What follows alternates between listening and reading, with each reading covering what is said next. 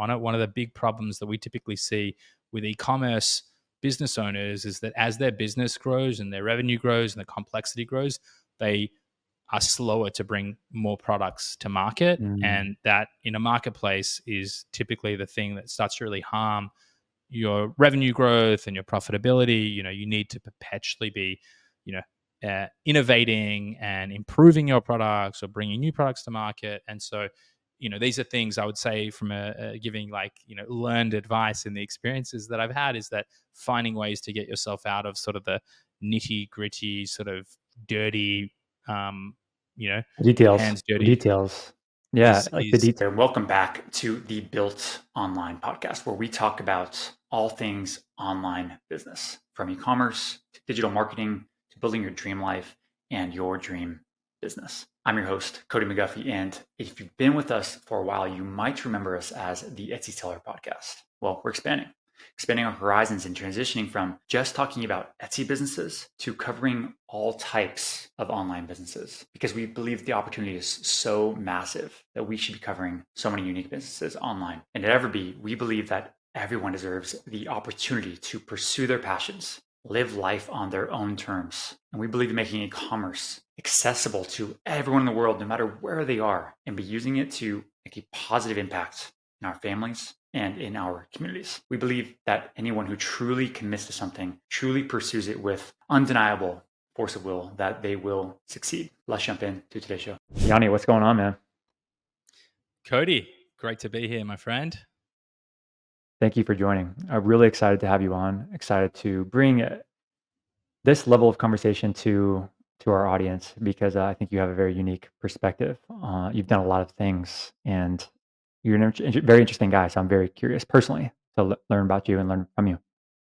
Well, I'm, like I said, excited to be here. And, most importantly, I hope we can get some value into those who are stopping by and listening in. Let's go, man. I have a couple notes here that I'd like to just maybe introduce you. Typically, I like to do the introduction separately, but our team did some research, and you can correct me if I'm wrong in here. But Yanni is the co-founder and CEO of Multiply Mii Staffing, a company that helps global businesses reduce their operating costs, increases their efficiency, and achieves their growth goals by providing them with the best Filipino talent. So specifically, you guys focus in the Philippines, which is very interesting. I've hired a lot of people from Philippines and had great experience overall. Excellent people, and so that's why I'm really curious about your experience there, and I'm hoping I can learn from you. And specifically, you have also this cross of experience through just all things e-commerce. So Amazon, agencies, and just overall just e-commerce. And I'm really excited about that. Did I miss anything there? I'm sure I missed a whole bunch of things, but does that kind of summarize your experience I so think far? I think you've captured, the lion's share of what I'm up to. The only other thing that I'm currently active in is our process improvement consultancy at Scala, which works very closely hand in hand with our staffing business to help, not just look at like how do we help make it accessible and guide people through that journey of finding Filipino talent. And I'm sure it'll come up, and I'm happy to tell you the long or short version.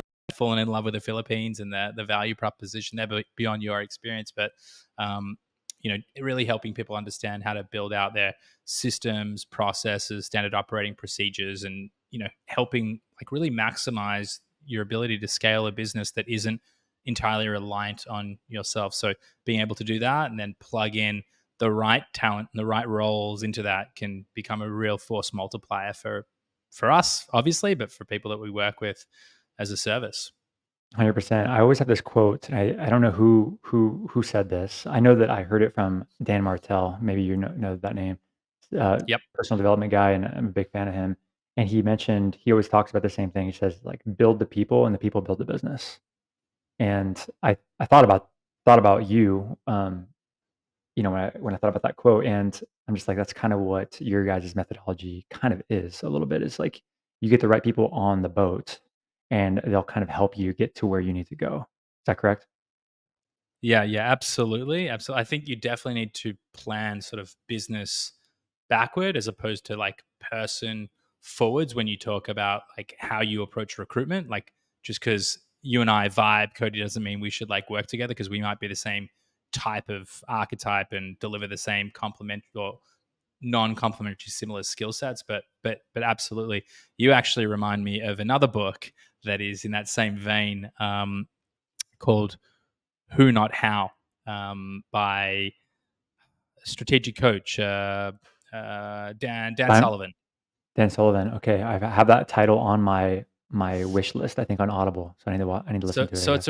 it's a really quick read, but it's the same concept. The idea is that if you want to create value and really quickly, stop creating that sort of limiting beliefs and think, who do I know that can deliver this value, and see how you can build a win-win scenario where you can bring them into that equation. So, just like you mentioned, at the end of it, people are everything. And if you look at either one of those types, if it's Dan Martell or Dan Sullivan, people are the core of your business. And until AI really takes over, I think they're going to remain to be so. Yeah, I completely agree with that. A lot of people listening to this right now are first time, second time entrepreneurs, uh, maybe third, but more so on the first or second go at their business. And so they never really made a hire before. This is like they would be their first time hiring somebody. So they're not even sure where to start. Meaning, there might be an e-commerce business owner who has an Etsy shop and maybe has some sort of their own website storefront, and they don't even know necessarily what they need. Or maybe sometimes people do know what they need, like, oh, my pictures just, I've heard from lots of people that my pictures and my images, my product photography is just poor, right? Or my descriptions are just not optimized, something like this. Um, and so they don't really know how to navigate this first hire. Should it be a freelancer? Should it be a one-time thing where they just go through and do all of it? Or is this an ongoing cost? And so there's so many questions that come into making this first freelance hire or full-time hire. What would you say to them to maybe kick this conversation off? Like, how would you talk to that person? It's a great question. I think it's where everyone should start, their discovery process when it comes to taking that first step. At the end of the day, like the great equalizer is that we all have the same number of hours in the day. And I don't care if you're working 20 hours a day, or whatever your week looks like. Ultimately, you're going to run out of hours that you can actually put in. And I would say, like, even if you're the 20-hour a week girl or guy, you're going to run out of productive hours. And so you need to look at the equation and saying, how can I create this force multiplier impact for my business, where protecting yourself and preventing burnout needs to be core to it when you're the founder, when you're the person who's really sort of especially early days, the engine room. You really need to make these calculated assessments. And so there's a couple of approaches that I would personally take, and I get myself into a conversation like this semi regularly. I'll often have people come, and I have a inbound sales team that will get on the calls, but I'm always having conversations with really great entrepreneurs, and they'll talk to me and they say, well, can I come and work and hire someone through you guys? And a lot of the times, on the back for questioning and prodding, my recommendation is to find an agency partner for certain elements, for paid media or things like that. And so, how do you actually get to making a decision whether it's a freelancer on a platform like Upwork that you might find to do that work, or working with an agency, or maybe someone part-time or full-time? I think the first thing you need to do if you're owner operator is take a stock take of, one, how are you investing your time? So a really simple way to do it, and like my whole team knows exactly how I operate. I account for every hour of my day, like whether it's personal time, if I'm with my kids, before or after work, or on the weekend, or if I'm at the gym, or it's all marked in my calendar. It's all color coded. And I'm even breaking it down into internal meetings versus deep work and specific projects. Podcasting has a different color. So this is all to say that what I would recommend, if this is you as an owner operator, is firstly looking at how you investing your time. Where are your hours going to? And not just putting that together and looking at it holistically and saying, okay, I'm spending like 30% of my time on my market marketplace management, which consists of listing creation and optimization and keyword research, and another 20% on, inventory management and however it works. But actually looking at it from the lens of saying, what are the things that are actually moving the needle for the business? What are the things that I uniquely bring to the table that is going to grow my, I want to say grow my profit. People love to talk in revenue, but at the end of the day, your business needs to make money. Mhm. So growing the actual business in a meaningful and scalable way. So once you have that clarity of understanding, a way you can do it is you can look at all the different and the different activities, grade them from a 1 to 5, 5 being something that needs to be you uniquely at this stage of the business are the only person that can really bring it to market, versus, let's say, I don't know, keyword research and listing optimization and paid media and things like that, that might be a 2 or a 3. It might require a degree of your input, especially early on, but you can delegate that kind of work out, especially if you can consolidate skill sets and not trying to say, well, I want someone who can do design, do my image listings, but also manage my inventory and my forecasting. And like, you've got to be realistic in terms of who you're going to bring on. So I would say that's the first thing: understand where you add the value and understand what you could hand off. And just to add more complication here, or more options here, is you can take the approach of saying, I want to either agencies, part-time or full-time resources that do things that I can't do. Or you can say, I can do it, but I can bring someone in that can handle it more efficiently, more cheaply, devote more time to it, and look at it that way. I would say you typically want to know enough to be dangerous. So, like, my general advice to people just starting out in e-commerce, marketplaces, business in general, is get a decent handle of what's actually happening before you start to try and handle all these things off, because you want to be able to give important and meaningful feedback, so that you're not sort of flying blind and trying to critique someone in something that you have no idea, when every dollar at the start of your business in particular counts. You can't take these bigger swings. So I'd say that's a really long-winded answer It's to good. you in understanding. And then based off of that, as an example, for PPC man, there's going to be expertise that an agency has that an individual contributor might not have. They might be looking at like 20, 30 different accounts. And so they can understand and have a deeper sense of knowledge. So you just want to look at it and say, well, what is the cost, the cost benefit analysis on if I go to that agency versus bring it in house, and what am I giving up? And so I would say, coming right back to the start of it, if you don't have enough work to fill a full-time role and it's not justified, I would say build for the mission, outcomes, and attributes that need to actually succeed in that mission, and then define, is this full-time or not? And if it's not, then freelancer or potentially agency. If it's, for example, like a project manager, that that you're working with multiple agencies and that's a lot of back and forth nights, and you want to give that service delivery, then I would then say, well, maybe a full-time project manager makes sense, because they can actually help traffic and Yeah. work around it. So I long-winded think answer that's for you there, Cody. no, that's great. And that's it's warranted in this situation because hiring is very complex. Uh, I think it can be, right? When you're first kind of getting into it, there's a lot of different options you can go. And typically somebody would ask that question like, how should I make my first hire? And you would answer this way, the way that you just did. And the reality is there's no right way and wrong way to really make your first hire. I mean, there's probably a couple of wrong ways, but mostly like you are the center of your business. You understand, you have your finger on the pulse of the business.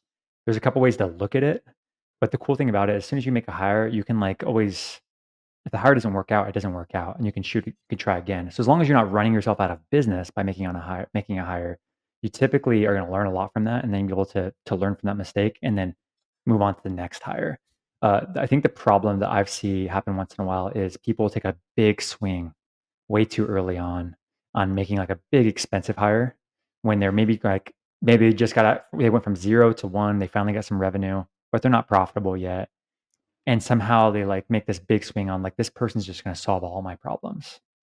And usually it doesn't work out that way in my experience. Like it almost never works out that way. You should start smaller and kind of like start chipping away at things that you're already doing, the things that you are owning. Like you're wearing the hat for designing, you're wearing the hat on the business and the operations and also the finances and also the marketing, and you're wearing the hat on everything. Don't just expect someone to come in and solve all those problems or 3 of those problems for you. Hire to solve one problem at a time and have them own that one problem, and you'll learn a whole bunch from that, and then you can start chipping away at the other hats that you're wearing. What are your thoughts on this? I think you hit the nail on the head with that one, and I'm sitting here smirking. We've placed I think close to 1,200 people into other businesses outside of our businesses in the last 5 years, and I've just had the experience that you're talking about for the first time ever crop up, where we were working with a guy who has an agency and hired for the first time a PPC manager, and got great reviews the first month, and then dropped off and didn't perform for the next 2 or 3 months. And the guys come back to me and saying like, we said, listen, I've lost my 2 accounts that I had. Like it was Mm, really poor performance, and he sort of tried to stick the onus on us, saying like we should refund all.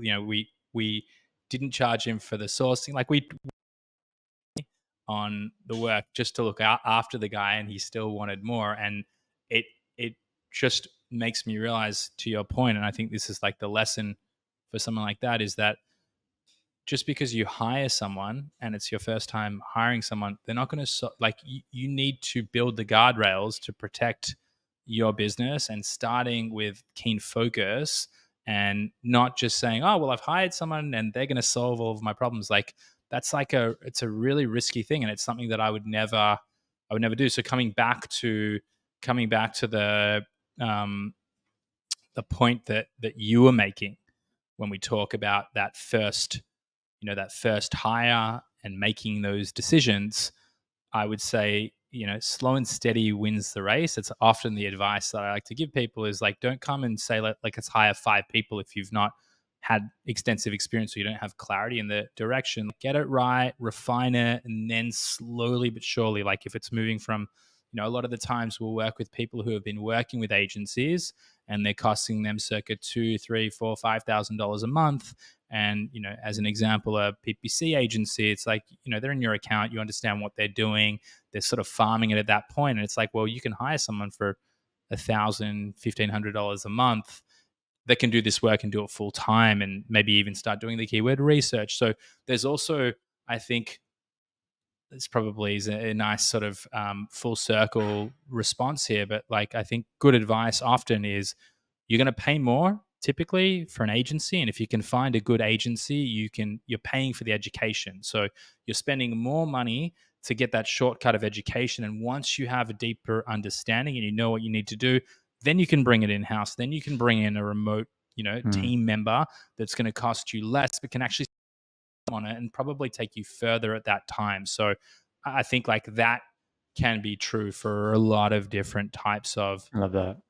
delivery functions. For that too, just so for anybody, pause on that for a second. For anybody listening to this, agencies, if you're an Etsy seller, you probably haven't used an agency because there's not many agencies that you can use for your Etsy shop. There are probably some ways, but and when we're talking about PPC here, it's pay per click. If you're not familiar with like marketing, and that can be on Facebook ads, you got Google ads, you think about any kind of paid ads that you're running on these platforms, not Etsy ads, just to be clear. There's agencies that do this. Agencies meaning like a team that specifically they specialize in that thing, and they help you spend the money optimally and getting you the results that you want to get. Just quick little thing in the case that we lost anybody, and hopefully we catch everybody back up. But I think it's interesting, Yanni, because I have a lot of conversations around hiring too. Naturally, our team is a team of 40 full time folks, so hiring is a bread and butter of what we think about as a company. But also, a lot of people, a lot of my friends, they're hiring their first or 10th person, and they're making mistakes, and they're being successful in certain things. But Another common pitfall that I see, and I've made it myself actually, and I'm hoping that I can help save somebody right now with this, is a common mistake is you hire somebody and you hire them for the skill which they have. They have this experience, this skill. But the thing is, when you hire this person only for the skill, you still feel like you have to tell them what to do all the time. They have this like skill of doing this thing, but you constantly have to tell them, like, let's just say it's a blog writer, for example. Their job is to write blogs, and they know how to write blogs. Excellent. They know how to write blogs on behalf of you, and they write them great. But you have to constantly tell them what to write. You have to constantly tell them when to publish it. You have to constantly kind of be with them, and you're thinking about blogs all the time, and that's a mistake. The solution is to, when you hire somebody, a blog writer for this instance, hire them not only for the ability to write blogs, but also to own this entire mental energy that you would normally be putting into blogs, and they have now removed all of that for you. That is what a successful hire looks like. They completely take it off of your mind and off of your like to-do list. And I'm curious about your opinion. You've hired way more people than I have for other people, other companies. What are your thoughts on this? Well, one, that's fantastic advice. It's a lot of what is quite central to both of the businesses that I'm running today, and how we would articulate that is that for a lot of early stage people who are looking to hire their first time, where people get it wrong is that they're delegating tasks and not accountability. That's sort of Mm, that's how we would articulate exactly what you are expressing here, is that one of the critical things here, how you work, people often use the term working on your business, not in your business. And if you're still, again, like, let's use your example of blogs. If you're saying, well, I need 10 blogs, and then you need to think about what's the blog topic cluster, and then what are the different topics I'm going to write about, and it needs to hit on these points, and it's like you're still at the end of it's like, yes boss, now what do I do? Like, that's mm. not effective delegation. So I would say that how you can approach building success into this, so I'm going to restate, I'm going to go into a little bit more detail into what I sort of skimmed through before. But when you're looking to actually hire someone, and let's stay with this blog. Actually, uh, can we change the subject? Can we say it is not subject? I'm sorry. Change the example to yeah. product photographer or I'm not photographer. Maybe a product image designer. Somebody that's going to do product images. You know what I'm saying? Yep. Listing Perfect. image specialist. Thank you. Beautiful. So let's assume that that is their um, that's the title of the job description that we're trying to create. Perfect. What what we're effectively going to do here first is we're going to define. There's two ways we can approach it.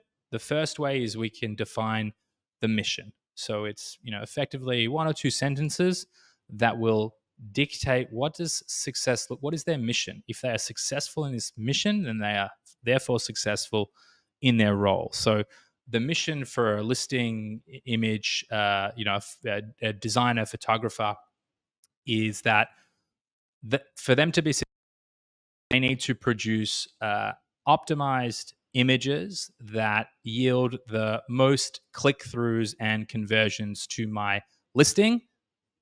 That's their mission.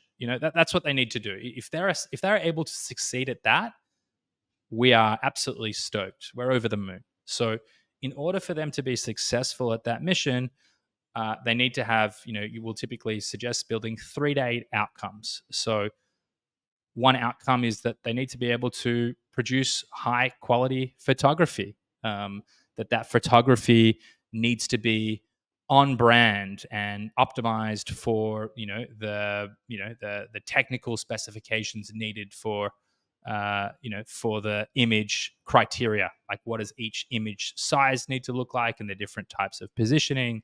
Another outcome they might need to achieve is they need to review the analytics. How many clicks are we getting at the moment? Are these yielding the conversions? They need to actually take ownership of what does the success look like in it. And that is sort of, let's just hone in or focus in a little bit on that aspect, while their key skill set might be their photography and their touch up skills and how they actually use, Photoshop, Illustrator, InDesign, Canva, whatever the platform is that they're using, you're giving them more room to grow and actually take that accountability and say, okay, well, I'm seeing now that we had 3 clicks come through, and let's assume that you're writing the image, the listing copy, and you have a good handle on what keywords and how to actually make sure that you're ranking. But it's relevant, so they're doing that now. You can continue to build the outcomes. Then probably are some additional outcomes that you can think through, and then you need to think through the attributes. So skills or historic experience or character traits does this person need in order to achieve the outcomes and be successful at the mission that you're trying to hit on. So that might be, they need to have experience with Photoshop, and they need to have, a DSLR camera and know how to use the thing and have historic experience inside of the Etsy platform. Like, you'd build all these attributes, you'd build the outcomes, and you clearly state the mission. And so once you're able to craft that into, that clarity, then you have, a degree of accountability. You can take it further, but I'd say like that's stage one.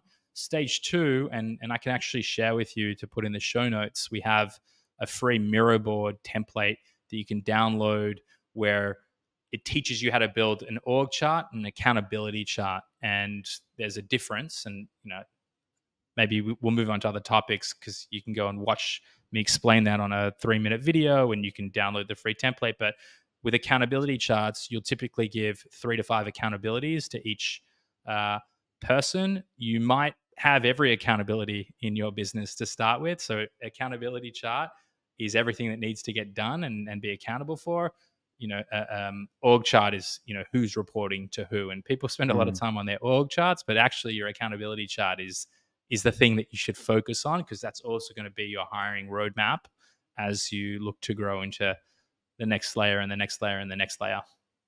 That's so interesting. Yeah, I agree, and that's so much to unpack there. But I think at the end of the day, understand what you're doing currently in the business, what you are uniquely qualified to do at this phase of the business. What are the things that you cannot stop doing? Right? You're just like I'm very unique in this way. Like I serve the business in this way. I cannot delegate this. Fine, hold on to those ones. But there's definitely other things you can delegate to somebody that can actually do something probably better than you, at the same or probably even better than you, if you hired the right person. And that's probably your along the lines of your next hire. And there's multiple, and then you constantly it plays a game of trying to replace yourself more and more. Like you're just trying to replace what you do with somebody ideally that's better than you and they can take full ownership of it. That's the game. I'm hoping that people can take that away from this when they make their first hire, second hire, and the fifth hire. And then, of course, don't sink yourself into a hole by hiring somebody.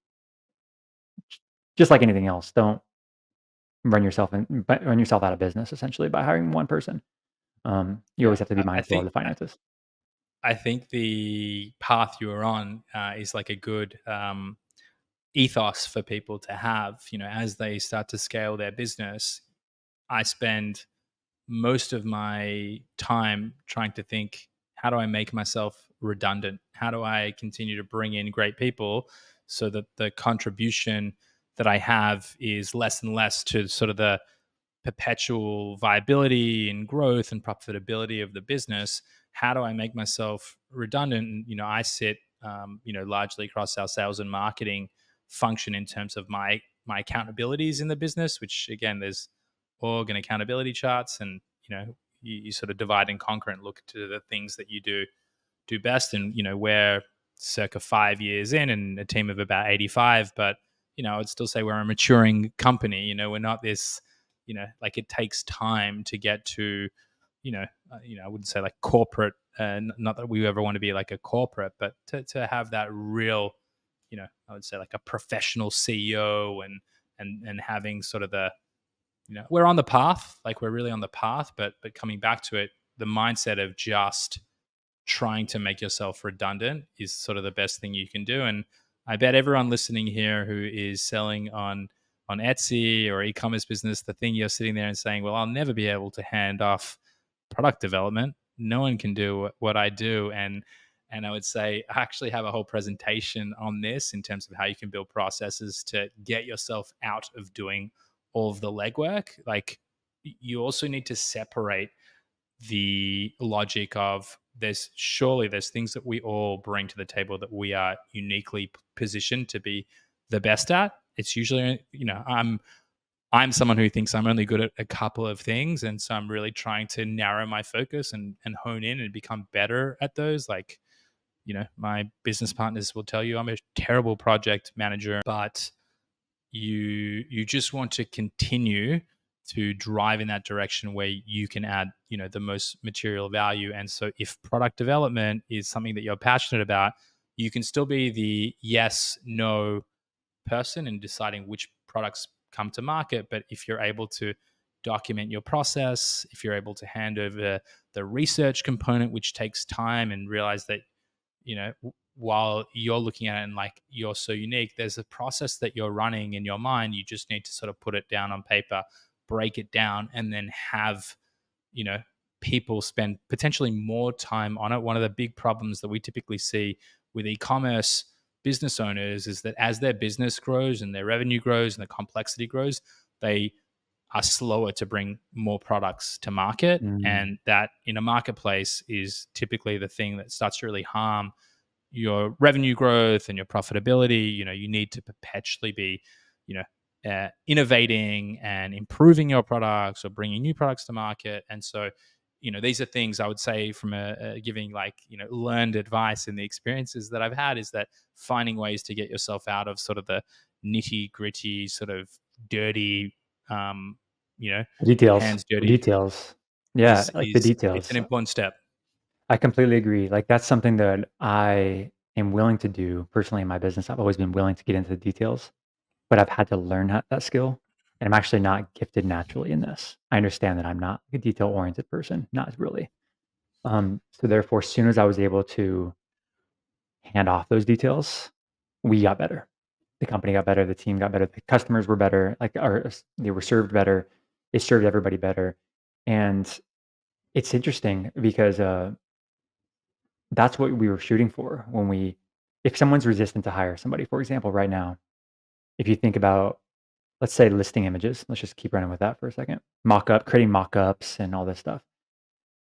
You probably work on mock-ups and creating listing images and product development for what, a couple hours a week, probably maybe 5 hours a week, maybe, right? Because you're doing other things in the business naturally. Then you have family, you have kids, and all this stuff. Like you're doing it 5 hours a week, and you feel like you're working hard because you are working hard. Now imagine just for a second and visualize, what if that was one person doing that 40 hours per week? That one job, that's all they got to think about and all they did for 40 hours per week. How much better would your business be? How much better would your customers be served? How much better would your revenue be and your profits? Like that's the difference for me sometimes. When I think about something like, oh, I could just do that myself. And I'm like, oh yeah, but really how much time could I really dedicate to this? Probably 1 hour a day. What improves in the business, in anything with 1 hour per day? Maybe our health, our fitness, right? But that's pretty much it. Like your marriage will suffer 1 hour a day. Like you, as a dad, you can't do it 1 hour a day. Your business is not going to succeed with 1 hour per day.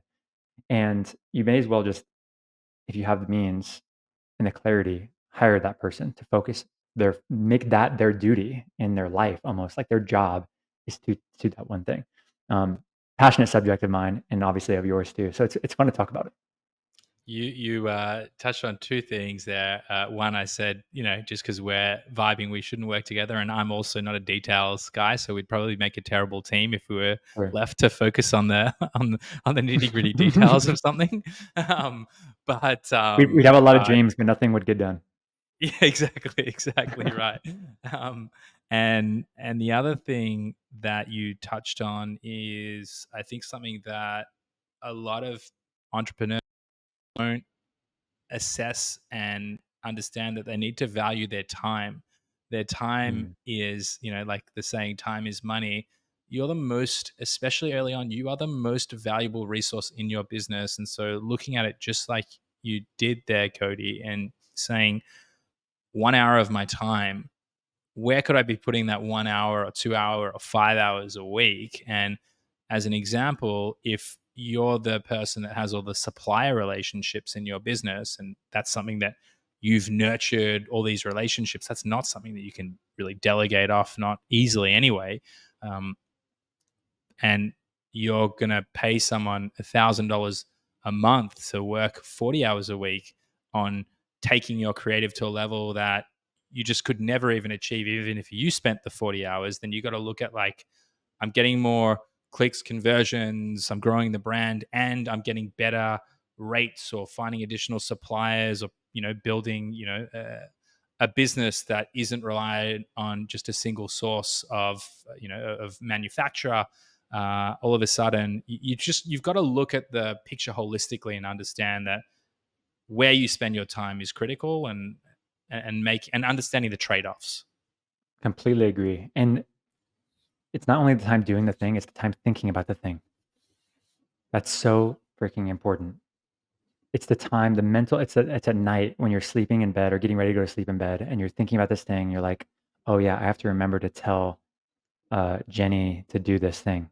It's like, no, that's when you're doing it kind of wrong. Like, if you hire the right person, that person takes all that off of you, and you don't have to think about that anymore. Like she's thinking about those things, like because to your point, she understands the mission. The mission is to do this, so that's her job. That's the only thing to do. Um, Another thing I was curious to get your opinion on. Another thing that I see people make this mistake is they hire a generalist to come in, which I'm not sure if it's a mistake. And I'm curious to get your opinion on it. I think I might eat my own words here, but really they hire somebody to come in, and then that person doesn't own anything, but they do a whole bunch of miscellaneous things. So they're kind of like the traditional like VA, the virtual assistant. And I understand the benefits of this, but it doesn't remove the mental energy because you still have to give them a task list all the time. And that's my problem with it. And I'm curious what your opinion is on this, because you probably have to hire generalists, of course. I mean, I hire generalists too sometimes, but I'm curious what your opinion is.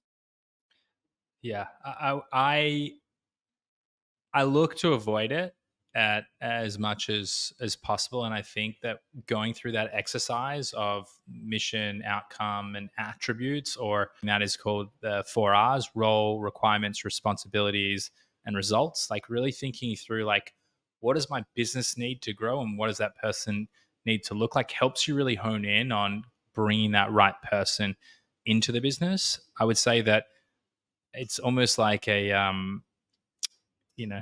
like it's part of the journey of entrepreneurship. I went through hiring generalists, people doing really baseline tasks, even things like creating coupons on Amazon and thousands of them because I didn't want to have to do that kind of output. And I think where you land in many instances is that, I think like you've called out as well, it's like you're still sort of, it's mental energy because you're like, okay, what do I now put them on?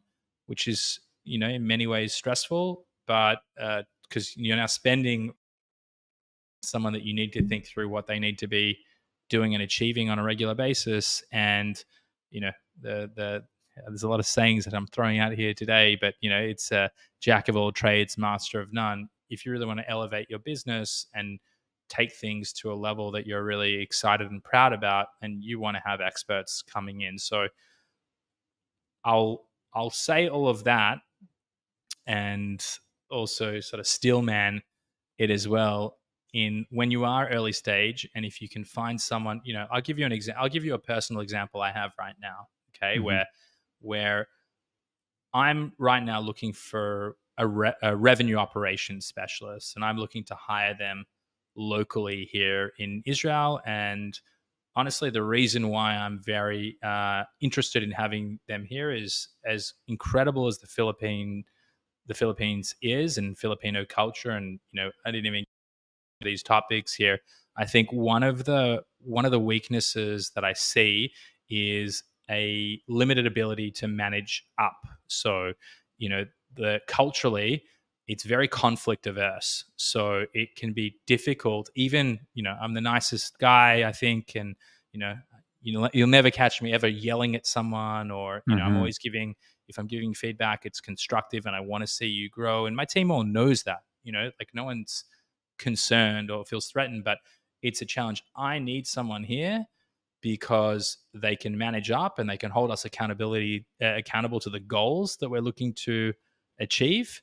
And what's more is I'm a terrible executor and project manager. It sounds like, Cody, you've been able to solve this in your business, and I'm still sort of fumbling and going between like the things that are my superpower, and that's like relationship building.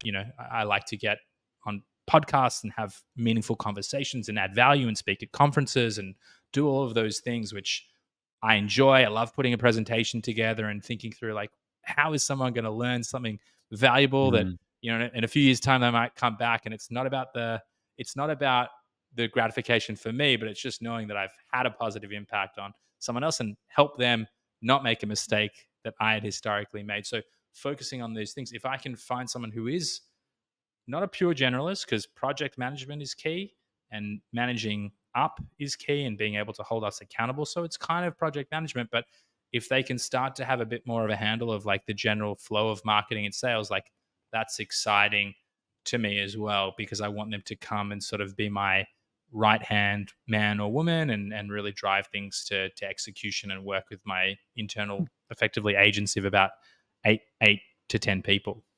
I have a question that's very interesting. How many people are in your company right now? You said 85. Is that correct? Yes. Is that made up of what you consider internal folks, right? Like full-time employees or something like this, like people that will Yeah. dedicate themselves 40 hours a week to Multiply Me? Yes. We'd Wow. have like we'd probably have close to maybe about 500 on payroll. That's inclusive of like some of the ongoing. We handle payroll and healthcare and social security and HMO for clients of ours, and we have a couple of different models. But internally, like reporting into our business, and we have 25 management consultants in our consulting practice. We have 20 odd recruiters. We have 15 Mm, client success managers. We have a biz ops team of 4. I have a marketing team of 2 designers, a full-time video production specialist, webflow developer, content writer, SEO specialist, project manager, wow. finance function, You're accounts payable, receivable. Like that's sort of the. yeah, you're running an organization. I mean, this is very impressive, Yoni. So congratulations, first of all. Like, it's Be very careful what you impressive. wish for.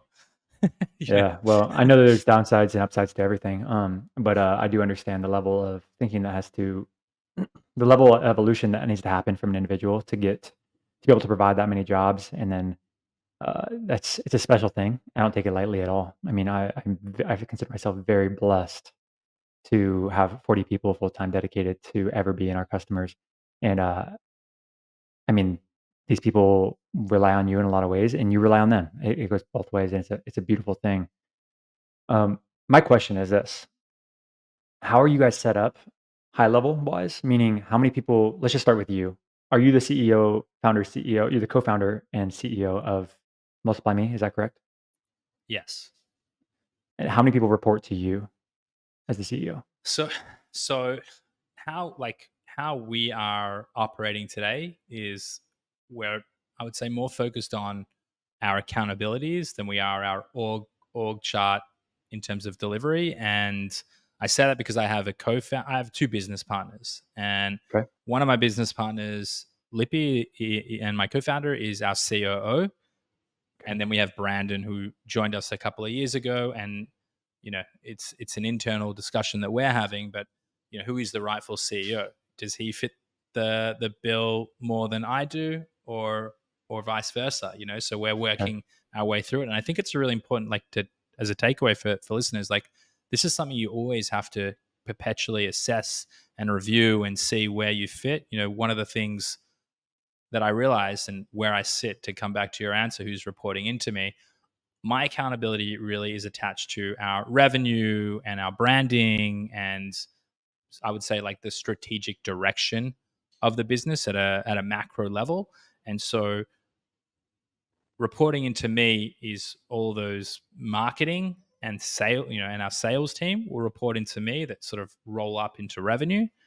So I've got about 12 people that like that report into me, Brandon, Indirectly or directly? Like, are they directly direct, into you? correct. Okay, so you have 12 people that you have to do one-on-ones regularly with and check in and help them and coach them and build them up. Is that correct?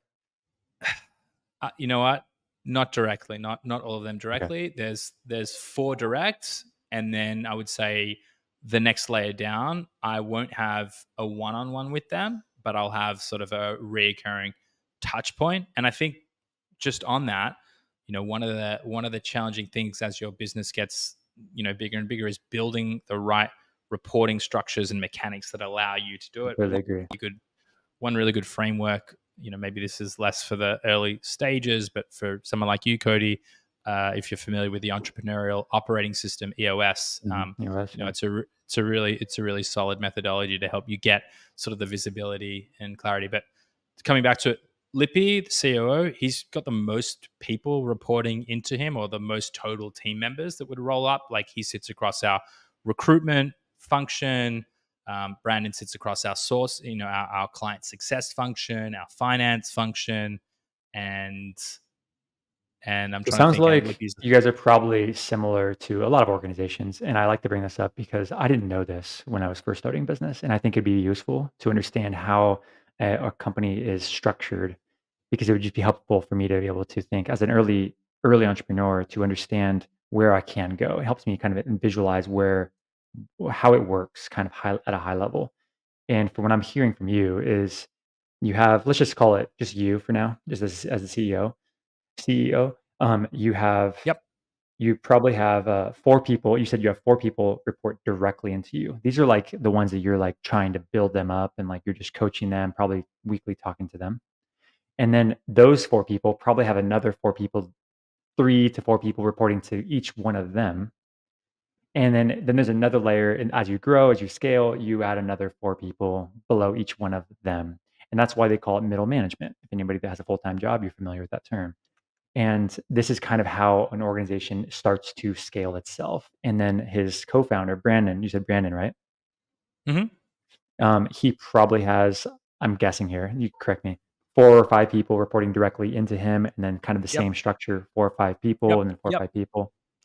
Yeah, like to give the listeners sort of like even more clarity here. So we have our C-suite, myself, Brandon, and Lippy, who are each owners of the business. Then the next layer down is our senior leadership, or our senior leadership team, which consists of about 10. So we have a head of each of those functions. We had a client success, account management, finance, marketing. Kind of will soon to be. That RevOps person that I'll bring in will likely step into sort of managing that seat to build more leverage in for me, and so on, and so on for each of the functions. And then, like you said, each one of them will then have their reporting lines and their team. So just to come back to, and I think I'm glad that you sort of touched on this because it's more structured approach. When I was saying before that I had 12 people, well, I have 2 in the sales team that will directly report into me. And then I have my project manager who really sits across sort of all of the relationships in the marketing team. And then I have my creative director who sits creating it, creative and elements. So I'm having one-on-ones with each of those 4 people a week, which consists across 2 functions. And Mhm. when you get really scaled up, or when you do this correctly, I'll have one meeting with sales, one meeting with marketing, one like essentially, and slowly but surely not be as involved. And a big part of being able to achieve that level of success is also having the right reporting metrics and insights and data, which for us as well, we have a function called business operations, BizOps, that we're now starting to get that clarity inside of that. We look at our metrics each week. We understand where we're performing. We understand where we're not. And when you can derive that level of clarifiers and just personal relationships, and how do I make this person better? How do I invest in them and their growth to the pie for all of us? It's beautiful.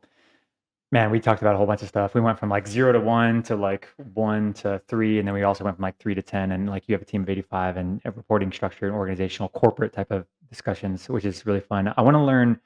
Maybe we could talk about this for the next 3 to 5 minutes. Is Multiply Me, and I want to ask you one question. At what stage should someone listening to this in their business, at what stage do you think Multiply Me would fit for them to make their first, second, third, 10th hire? And when, like, why would they use Multiply Me versus Upwork or Fiverr in certain situations? Can you maybe like help people understand kind of what they need here? Definitely, definitely. And I think the platforms that you mentioned are a really good sort of stepping stones to working with a Multiply Me. So for those who might not be familiar, Fiverr, it's very much like a gig economy. So you'll come in and you'll look for what can someone provide me. I can create you 5 image creatives for Etsy, or I can do your keyword research, or it's sort of like mostly pre-built is their model, and you'll go and you'll search and be like, oh, that Very I can transactional. exactly. I can drive this traffic to your Etsy store from externally, or I can do all these things, and it's going to be a fixed cost typically. So I would say like that's a really good starting point, especially if they've got good reviews and it's really what you're looking for and the thing that's going to help your business. I would say the next level is going to be Upwork, where these are freelancers that are looking for opportunities, but you're putting a brief together. You're having to invest more time into thinking through like, what do I need? Is it part-time, project, full-time? What does that look like? And it's pay as you go. It can be hourly, it can be a rate. You can negotiate those aspects. And again, it comes back to where you sit. Multiply Me, how we're structured is that we're focused on placing full-time talent into businesses. Our model is really for people who are at that level where they've got a handle of their business. They didn't start last week and they don't have any experience hiring or going through it. Like, we're going to be a more suited fit for someone who's maybe hired one or two people, maybe got it wrong, or is really committed or has allocated budget to be able to afford, $1,500, $2,000, $2,500 a month to pay someone a full time salary. And for us, like, I would say like our value proposition and the difference that you'll find with us compared to these platforms or even sort of competitors of ours is that we're here to guide the process. So we want to make sure that we're also a lot of the things that I talked about, like the understanding the role, understanding the needs, like we want to tease that out of you and help you make good decisions and even say to you, we're not a fit, or you're not ready for this role, or that's not the role that's really going to necessarily be the highest value lever for you. Like, we really invest heavily in helping people make good decisions or referring them to, you know, Fiverr or Upwork or Etsy, and not Etsy, Fiverr or Upwork, or to a competitor even that might do, part-time work or more VA style work. Because for us, we're about the long term relationship and about creating value for people and helping them through that journey. And so, I think the biggest sort of marker of success when you talk about service businesses is that 60 odd percent of our growth comes from existing clients. So they'll hire one person and then two and then three and then four and then five, and they'll grow a team with us. And Wow. that's because we're really not transactional about how we want to approach this, and we just want to give really solid advice wherever you sit. If you have 10 employees at a BPO and you have experience, then we can cater to you and we can help you grow that team. If you have never done this before, then we are happy to invest the time to educate you through that process until it makes sense to you. So, in terms of coming to us and at what time, I would say, like, you won't have started in the last 3 months with zero experience. Like, we just won't be a fit. It's not worth your time to invest that until you've sort of figured out what your business is and where you're going. And you have, again, I don't want to see an experience that I called out before where someone is staking their whole business on it, not investing the time to work with the team member they've just hired and then trying to, we want to help people, not harm them. And that's the Hmm. most important thing to us.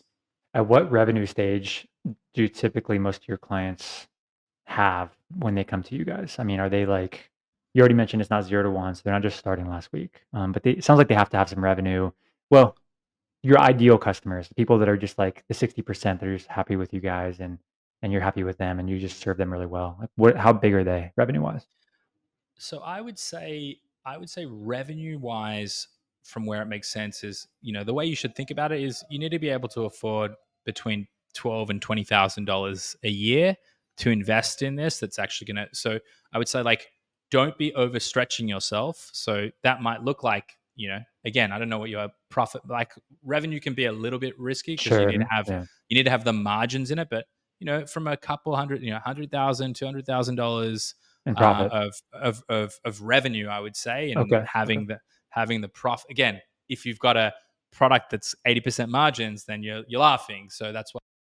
But I would say, like, our ICP, or like, we love building teams. So as you get to 1 million, 2 million, 3 million, 5 million, like, obviously we can do a lot more with those businesses, and we can, they're already working with an agency. We can help them start to bring aspects in house, or we can do a lot more. I would say, though, the short of it, and I've just been working on our sort of goals and persona, it's like 10 to 200 person businesses in the e-commerce space are really, like, our bread and butter, because they've gone through that process of hiring.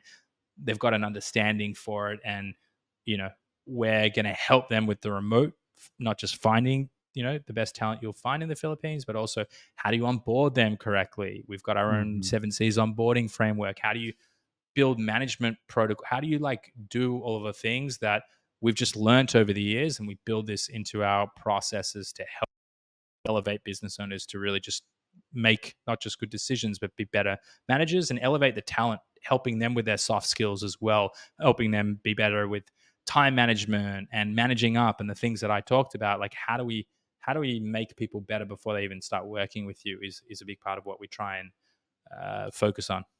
I love that. I think this is perfect time to move into our last segment of the show, which is the rapid fire questions. Are you ready? What's your favorite business book? Favorite business book? I would actually say The 7 Habits of Highly Effective People is probably the business book that started it all for me, by Stephen R. Covey. If you haven't read it, it's everything. I love that. What's the one thing that you wish that you knew before starting your business? Slow and steady wins the race. Be focused.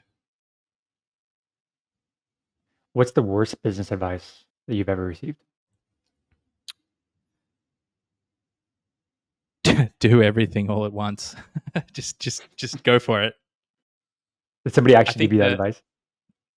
I think like the notion of, like, well, because you can do something, you should do something. I Mm, think, like, I don't know that I've gotten that advice per se, but it's definitely, as a young hungry, a younger hungry entrepreneur, it's definitely, something that I thought, you think you're, like, when you're a kid, you just think you're invincible. I completely agree with that. I'm constantly falling victim to this, and we always talk about focus a lot on this show because it's so close to my heart. And I do have this saying that I try to teach to my younger brother, my nephews, and hopefully to my kids eventually as they get a little older. It's just because we can doesn't mean that we should. And Yep. that is pretty much exactly what you said. And it's kind of like the curse of entrepreneur, the curse of the creator, the curse of the builder. Just because you can create something doesn't mean you should go and spend your time and focus on doing that thing. Love that. How many hours do you think that you work on your business every week? It would vary. It would vary. Definitely, since having now 2 kids, it's definitely reduced. But I think it's been a real force function to be uh, more meticulous. I don't work over the weekends, so I mean, the weeks here run Sunday to Thursday, which I'll never get used to. But from Thursday afternoon, circa 4 o'clock in the afternoon, until Sunday morning, I typically won't open my email. I would say about 40 hours a week I'd be working today, probably telling you, you know, close to 16 to 18 hours a day. And how much of that time is thinking about the business, thinking about the organizational structure, thinking about your team, any of that stuff over the weekend? Not enough. I would say not enough. But we've built really healthy structures now. So we have Mhm. now first half of the year, second half of the year planning that sets the tone for what projects we're going to work on to align the 1 year goal, the 3 year picture, the 10 year target, and move us forward. So we have 7 or 8 objectives for the year, and that's broken down into first half of the year goals across every function and second half of the year goals. So as part of that, and in our budgeting, we then think through. So I think the real answer to that, Cody, is that we structure into when we think about it, as opposed to having to sort of do it on the fly now. We're quite organized. I love that. Last question. If your family and your friends and your customers had to all get together and write an honest article about just you and about your traits and your characteristics, without you knowing, without you being influential at all in this process, what do you think the things are that they would say? The things that they would say in general, or things that they would say that I'm like best at. Good and bad. What would they say about you?